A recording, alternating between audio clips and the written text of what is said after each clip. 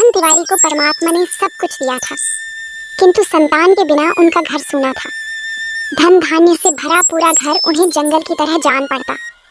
संतान की लालसा से उन्होंने न जाने कितने तप जप और विधान करवाए, और अंत में उनकी ढलती उम्र में पुत्र तो नहीं, पर एक पुत्री का जन्म हुआ।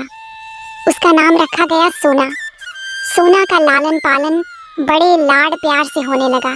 कुछ साल बीत जाने के बाद जब सोना ने 8वीं कक्षा पास कर ली, तो एक शाम तिवारी जी ने अपनी पत्नी ललिता से कहा, देखो ललिता, सोना ने 8वीं क्लास पास कर ली है।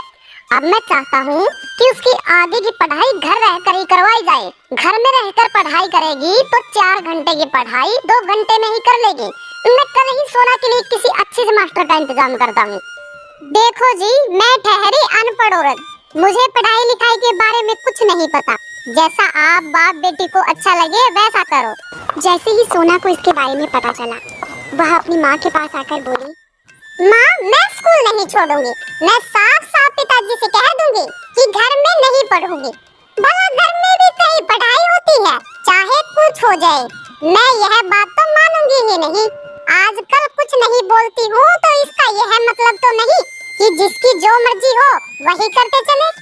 शाम को जैसे ही तिवारी जी आए, वह सारा साहस बटोरकर उसके कमरे की तरफ चल पड़ी। जैसे ही कमरे में घुसी, तिवारी जी बोल पड़े, देखो सोना बिटिया, मैंने तुम्हारे लिए एक अच्छे से मास्टर जी की व्यवस्था कर दी है। वे कल से ही तुम्हें पढ़ाने आएंगे। यूँ भी आजकल स्कूलों में कहाँ की पढ़ाई लिखाई होती है, सिवाय उद्यम धाड़े के। घर में ही मन लगाकर पढ़ोगी तो 2 घंटे में ही 4 घंटे की पढ़ाई कर लोगी। और फिर हमारी बिटिया बुद्धिमान भी तो है, बस 2 साल में मैट्रिक हो जाएगी। ठीक है ना? सोना को लगा कि उसकी सारी दृढ़ता, सारा संकल्प बहता चला जा रहा है।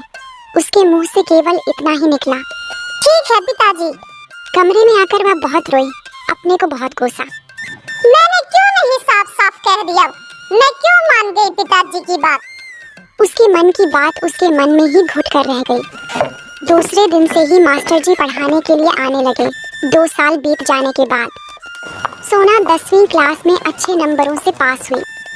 गांव के सभी लोगों ने सोना की कुशाग्र बुद्धि की तारीफ की। इसके आगे अधिक पढ़ाकर तिवारी जी को कन्या से कुछ नौकरी तो करवानी न थी, इसलिए सोना का पढ़ना बंद करवा दिया। अब सोना 14 साल की हो गई थी। उसकी सुंदरता को देखकर गांव वाले कहते, तिवारी जी, तुम्हारी लड़की तो देहात के लायक नहीं है। इसका विवाह तो भाई कहीं शहर में ही करना। सुना है शहर में बड़ा आराम रहता है। इधर तिवारी जी की बहन जानकी, जिसका विवाह हुआ तो गांव में ही था, किंतु कुछ सालों से शहर में जाकर रहने लगी थी और अच्छा जीवन व्यतीत कर रही थी। इन सब बातों को देखते हुए सोना की माँ ने तिवारी जी से कहा, मैं अपनी सोना का विवाह शहर में ही करूंगी। मेरी सोना भी पैरों में पतली पतली चांदी की पायल और काले स्लीपर पहनेगी। चौड़े किनारे की सफेद साड़ी और लैस लगा हुआ जैकेट पहनकर वह कितनी सुंदर लगेगी। ललिता, क्यों उसके पीछे पड़ी रहती हो?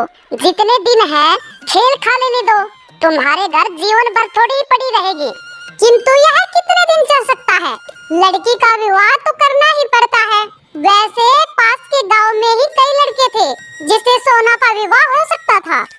एक दिन तिवारी जी की बहन और जीजा जी उनके घर आए। उसकी बहन ने कहा, भाई, तुम्हारे जीजा ने सोना के लिए एक अच्छा लड़का देखा है। हमारे शहर का ही है, कंपनी में नौकरी करता है, अच्छा घर बार है। घर में सिर्फ बेटा और माँ ही रहते हैं। अगर आप बोलो तो तुम्हारे जीजा जी कल ही लड़का दिखा देंगे। बहन, आपने तो मेरे मन की बात बोल दी। मैं भी आपसे यही कहने वाला था। और फिर हम तो चाहते भी यही है कि सोना बिटिया का विवाह शहर में ही हो। अगले दिन ही तिवारी जी अपने जीजा जी के साथ लड़का देखने के लिए शहर चले गए। जब तिवारी जी ने मोहन और उनके घर को देखा तो उनकी खुशी का ठिकाना न रहा।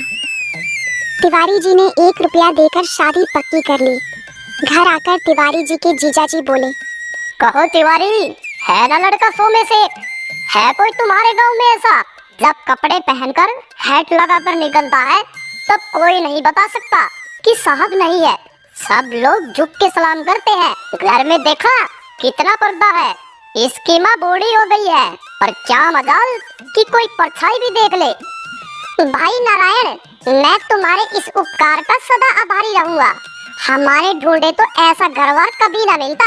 हम देहात के रहने वाले शहर का हाल चाल क्या जाने, पर तुमने मेरी सोना को अपनी लड़की समझकर जो उसके लिए इतनी भाग दौड़ की है और ऐसा अच्छा जोड़ा मिला है, इस उपकार को मैं कभी नहीं भूलूंगा। सोना ने जब सुना कि उसका विवाह हो रहा है, वह दौड़कर अपनी माँ के पास आई। उसने पूछा, माँ, विवाह कैसा होता है और क्यों होता है? ललिता के सामने यह बड़ा जटिल प्रश्न था। वह समझ ही न सकी कि इसका क्या उत्तर दे, किंतु उसकी बुआ जी ने तुरंत बात बना ली। सोना, विवाह होने पर अच्छे अच्छे कपड़े गहने मिलते हैं, इसलिए विवाह होता है।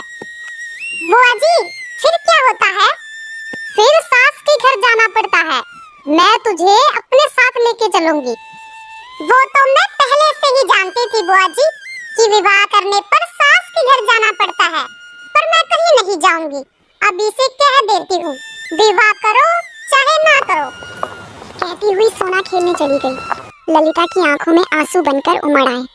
वो बोली, अभी बचपना है, बड़ी होगी तब सब समझ जाएगी। फिर तो ससुराल से आना 1-2 दिन के लिए भी कठिन हो जाएगा। भाभी देखो ना, मैं 2-4 दिन के लिए आती हूँ तो रात दिन बस वही की फिक्र लगी रहती है। जहाँ गृहस्थी का झंझट सर पर पड़ा, सब खेलना कूदना भूल जाएगी। जब तक विवाह नहीं होता तभी तक का खेलना खाना समझो। जानकी दीदी, तुम लोगों की दया से मेरी सोना सुखी रहे। जैसे उसका नाम सोना है, उसके जीवन में सोना ही बरसता रहे। कुछ दिनों के बाद सोना का विवाह हो गया। विदा का समय आया। तिवारी जी बोले, सोना बेटा, नए जीवन का स्वागत खुले दिल और दिमाग से करना। मुझे भरोसा है कि तुम अपनी समझदारी से सब अच्छे से संभाल लोगी, पर चाहे कुछ भी हो जाए, ये मत भूलना कि ये घर हमेशा वैसा ही तुम्हारा रहेगा जैसे पहले था। सोना विदा हो गई, किंतु घर पहुंचने पर वह एक कोठरी में बंद कर दी गई और बाहर से साफ हवा उसे दुर्लभ हो गई। 4-6 दिन में ही उसके गुलाबी गाल पीले पड़ गए। एक दिन मोहन ऑफिस चले गए। सास सो रही थी। सोना आंगन के बाहर के दरवाजे के पास चली आई। यहाँ देहात की सुंदरता तो न थी, फिर भी साफ हवा तो थी। किंतु उसी समय एक बुढ़िया उधर से निकली। सोना को उसने दरवाजे के पास देख लिया। उसने आकर मोहन की माँ से कहा, बहू को जरा संभाल कर रखो, न साल न 6 महीने, अभी से खड़ी होकर झाँकती है। यह लक्षण अच्छे घर की बहू बेटियों को शोभा नहीं देते। मोहन की अम्मा, तुम्हारी इतनी उम्र हो गई, आज तक किसी ने परछाई तक न देखी, और तुम्हारी बहू के ये लक्षण, कलयुग इसी को कहते हैं। बुढ़िया तो उपदेश देकर चली गई, पर सोना को उस दिन बड़ी डांट पड़ी। उसकी समझ में ही न आया कि दरवाजे के पास जाकर उसने कौन सा अपराध कर डाला। इसी बीच जब तिवारी जी सोना को लेने आए तो उसे ऐसा जान पड़ा जैसे किसी ने डूबने से बचा लिया हो। पिता को देखकर वह बड़ी खुश हुई। घर आकर सोना ने कहा, पापा, अब मैं कभी ससुराल नहीं जाऊंगी। सारा दिन एक ही कोठरी में बंद रहना पड़ता है। अगर गलती से भी दरवाजे पर चली गई तो वो लोग ऐसे चिल्लाते हैं जैसे मुझसे कोई बहुत बड़ा अपराध हो गया हो। बेटा, तुम चिंता मत करो, जब मोहन तुम्हें लेने आएगा तो मैं उसे समझा दूंगा। सोना को आए अभी 15 दिन भी न हुए थे कि मोहन सोना को लेने के लिए आ गए। वे जब आ रहे थे तो सोना उन्हें रास्ते में ही पेड़ पर चढ़ी हुई मिली। उसके साथ और भी बहुत से लड़के लड़कियां थीं। उसकी आंखों में खून उतर आया। अपना क्रोध वे चुपचाप पी गए, किंतु उसी समय उन्होंने मन ही मन प्रतिज्ञा की कि अब वे सोना को मायके कभी न भेजेंगे। सोना जब ससुराल आई तो उसकी सास ने कहा, मोहन, तेरे मामा जी का फोन आया था। वो बोल रहे थे कि उनकी तबीयत कई दिनों से खराब चल रही है। मुझे 1-2 दिन के लिए जाना पड़ेगा। और बहू, तुम मेरे जाने के बाद घर का अच्छे से ख्याल रखना। बिना काम के घर से बाहर मत जाना, समझे ना? अगले दिन ही मोहन की माँ अपने घर चली गई। मोहन भी ऑफिस के लिए चला गया तो पड़ोस में रहने वाला बनिए का लड़का फैजू आया और बोला, भाभी जी, सोई दादा हो तो जरा मेरी कुर्ती में बटन लगा दो। मुझे कुश्ती देखने जाना है। कुश्ती देखने जाना है कि लड़ने? दोनों काम करने भाभी जी। पहले बटन तो लगा दो, नहीं तो देरी हो जाएगी। सोना सुई तागे से बटन लगाने लगी। फैजू वहीं फर्श पर सोना से जरा दूर हटकर बैठ गया। इतने में मोहन भी घर आ गया, क्योंकि उसने सोचा था कि माँ घर पर नहीं है तो कुछ समय सोना के साथ बीत जाए। लेकिन जैसे ही वो घर में घुसे तो फैजू को सोना के पास बैठा देखकर उनके बदन में आग सी लग गई। वे क्षण भर वहीं खड़े रहे, परंतु अपने गुस्से को चुपचाप पीकर अंदर आ गए। सोना जैसे ही अंदर आई, पति का चेहरा देखकर वह सहम सी गई। उसकी बोहें छड़ी हुई और आंखें गीली थीं। उसने पूछा, जी आज इतनी जल्दी कैसे लौट आए? सोना, मैंने तुझे कितनी बार बोला है कि इन जैसे लफंगों से दूर रहो, लेकिन तुम मेरी सुनती ही कहाँ हो। ऐसे ही चलता रहा तो एक दिन घर छोड़कर भाग जाऊंगा। इस बार मुझे माफ कर दो। अब तुम जो कहोगे मैं वही करूंगी। यह बात आज क्या तुम पहली बार बोल रही हो? मैं सब जानता हूँ। तुम्हारे कारण में शहर में सिर उठाने लायक नहीं रहा। जिधर जाओ उधर लोग तुम्हारी ही चर्चा करते फिरते हैं। मेरे मुंह पर कोई कुछ नहीं कहता तो क्या हुआ, बाद में कानाफूसी करते हैं। तुम्हारे ऊपर तो जैसे इसका कुछ असर ही नहीं पड़ता। जो जी में आता है करती हो। भला यह था जो तुम्हारे पास बटन लगवाने क्यों आया था? तुम इनकार भी कर सकती थी। जरा सा तो काम था, पड़ोसी धर्म के नाते मैंने सोचा कर देना चाहिए, नहीं तो इनकार क्यों नहीं कर सकती थी। इसी प्रकार जरा जरा सी बातों से बड़ी बातें हो जाया करती है। निभाया करो पड़ोसी धर्म, मगर मेरी इज्जत का ख्याल मत करना। कहते हुए मोहन बाहर चले गए। वह कटे हुए वृक्ष की भांति नीचे गिरकर रोई। रोने के बाद उसका जी हल्का हुआ। उसे अपने गांव का जीवन याद आने लगा। वहां सबसे बोलने बात करने की स्वतंत्रता थी। वहां तो उसकी कभी चर्चा नहीं हुई।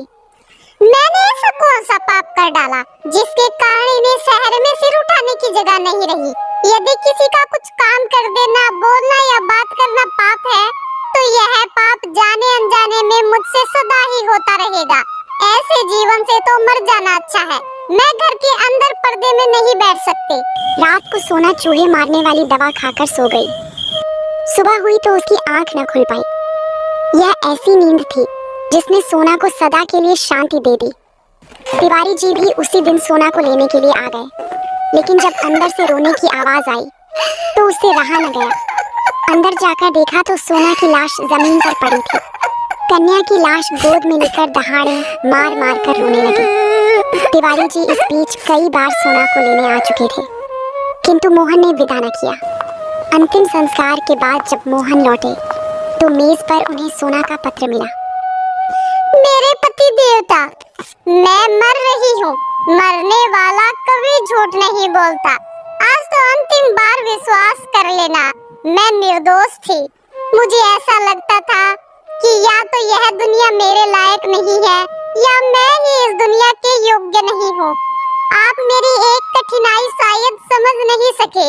एक वातावरण से दूसरे वातावरण में पहुँचने में मैं अपने आप को शीघ्र ही अनुकूल बना लेने में असमर्थ पाती थी। अपने मरने का मुझे कोई अफसोस नहीं। दुख है तो केवल इतना ही कि मैं आपको कभी सुख न दे सकी। आपकी अभागिन सोना। मोहन ने जब पत्र पढ़ा तो उसे बहुत दुख हुआ। उसे लगा कि उसने सोना को ना समझ के जिंदगी की बहुत बड़ी गलती की है, पर अब पछताने से क्या हो सकता था जब सोना